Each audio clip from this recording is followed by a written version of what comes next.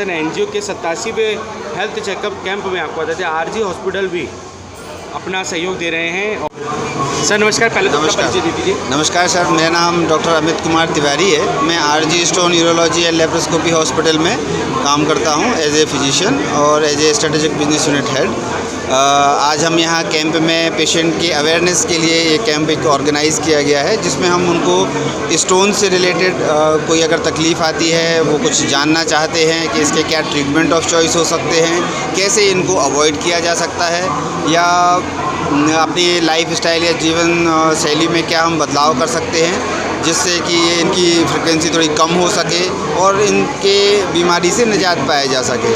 आज इस कैंप में हम मरीजों को ये भी बताएंगे कि इनके नए ज़माने में कौन कौन से ट्रीटमेंट ऑफ चॉइसेस हैं। पहले बड़े बड़े कट लगते थे स्टोन की सर्जरी करने के लिए, अब वो नहीं लगते हैं। बड़े ही एंडोस्कोपिक लेज़र के थ्रू हम इनका ट्रीटमेंट करते हैं। एक दिन में ही पेशेंट डिस्चार्ज हो जाता है। और बड़ी बड़ी जो मुसीबतें होती हैं, कई बार लोगों की अवेयरनेस नहीं होती किडनी स्टोन को लेकर के। पाइप में स्टोन फंस जाने की वजह से कई लोग अपनी किडनियाँ खो देते हैं, तो वो उनसे बचाव हो सकता है। जो ट्रीटमेंट पहले बड़े बड़े स्तर पे किए जाते थे, बड़े कट लगते थे, वो अब एंडोस्कोपिक लेज़र के थ्रू हो जाते हैं। एक दिन में पेशेंट घर चला जाता है, कोई ब्लड लॉस नहीं होता। और वैसे ही एक पेशेंट को प्रोस्टेट की अगर कोई दिक्कत है, जो कि एक ओल्ड एज में सबसे बड़ी बीमारी हो जाती है आदमियों के लिए, उसका भी एक बहुत अच्छा होल्मियम लेज़र का ट्रीटमेंट आरजी स्टोन हॉस्पिटल में होता है।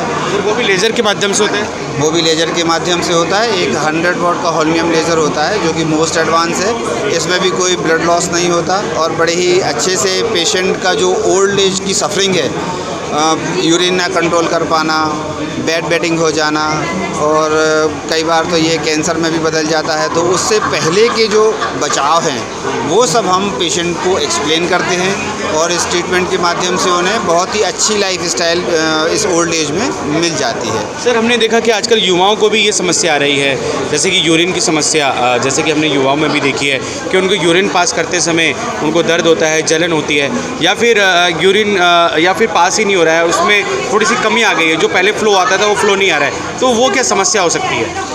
देखिए, अपना जो क्वेश्चंस पूछे हैं उसमें एक तो सबसे पहले यूरिन इन्फेक्शन की बात है। यूरिन इन्फेक्शन के कई रीजंस हो सकते हैं, जैसे एक तो यूटीआई, यूरिनरी ट्रैक्ट इन्फेक्शन, वो पुअर हाइजीन की वजह से, लो वाटर इनटेक की वजह से, और भी एक वजह होते हैं कि कई बार अनप्रोटेक्टेड सेक्स की वजह से यूरिन का इन्फेक्शन हो जाता है। पथरी आके फंस जाए तो यूरिन का इन्फेक्शन हो जाता है।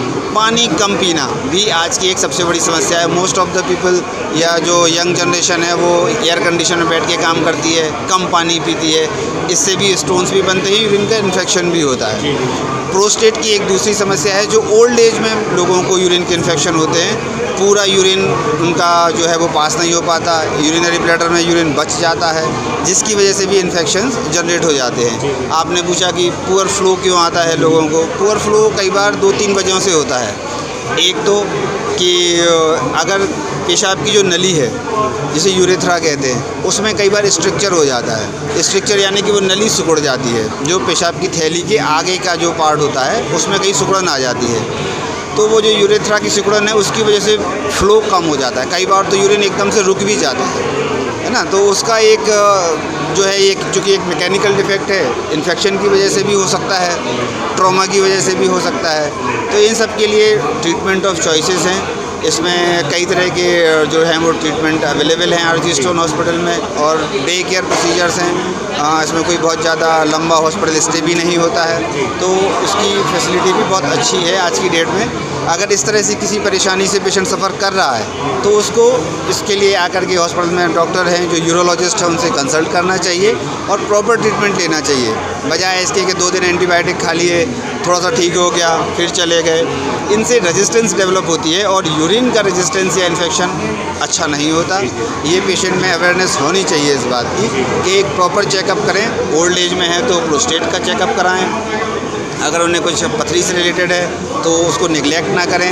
आप अपनी या जो भी पेशेंट है वो पथरी फंस जाने की वजह से किडनी भी ख़राब कर सकते हैं। तो इस चीज़ का थोड़ा सा ध्यान रखेंगे अगर सर इसमें अल्ट्रासाउंड भी कराया जा सकता है?